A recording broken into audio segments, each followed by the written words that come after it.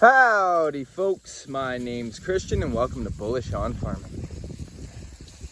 Today I'm moving the herd into a fresh paddock, 40 yards by 150, and this field's got 140 days of rest. This is the weaker side of the field, but we still got some good coverage in here. And down over there, we got about 1.5 feet of feed.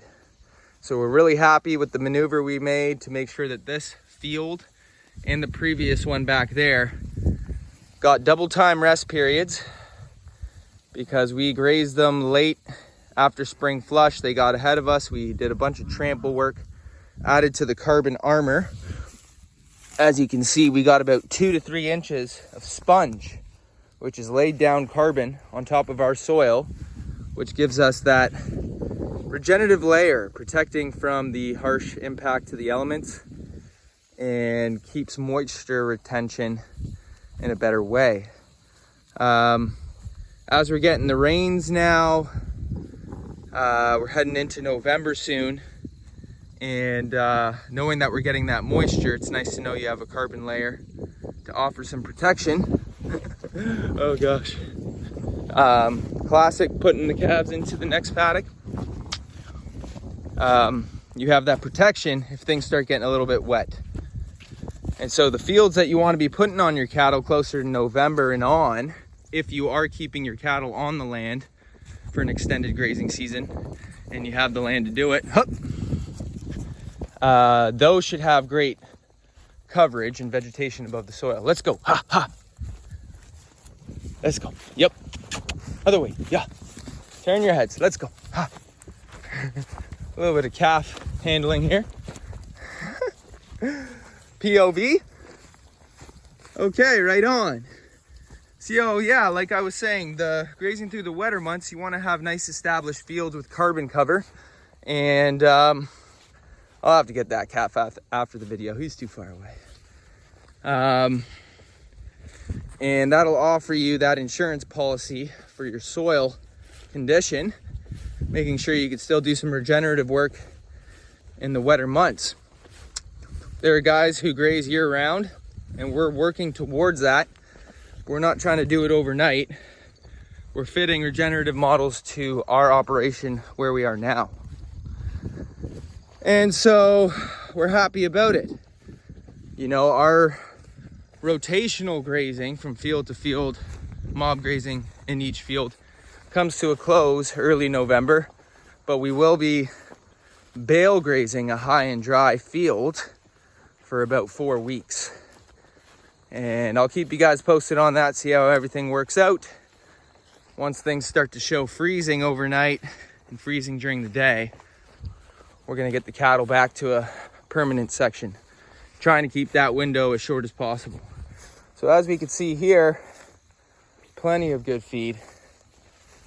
And in that previous section, I offered the girls a bale, rolled it out along the back. And now in here, what I'm gonna do is, this is a 24-hour paddock, but just because we could be using more legume presence in this field, like alfalfa and clover, we're gonna do some bale grazing to spread some seed and do some nice carbon layering on this field. And we'll do that for every paddock until we finish it. We have more than enough hay, so hay for us at this point is a tool, utilizing it within a regenerative context. And of course, if you don't have enough hay, you know, you want to just save it for winter. But it's great when you can invest in your fields by using resources to fertilize your fields and increase its fertility. You can see over here, we're looking pretty good. I go down and I have to move some stuff away. We can find soil in some areas, but there's a lot of brush, a lot of fluff with our grasses. So yeah, by getting more clover and alfalfa in here, we'll be adding to that diverse mix. There is some more clover and alfalfa that grows on this side, but spreading it around and using nature's resources, because we are an organic farm, to work our fields integrated with our animal management. And what a joy it is to take that holistic outlook when you don't have to compartmentalize everything, where you can work with the land and the animals and nature's design to get the intended, offense or effects and consequences you're looking for to benefit your land and your farm operation and the ecology of the planet.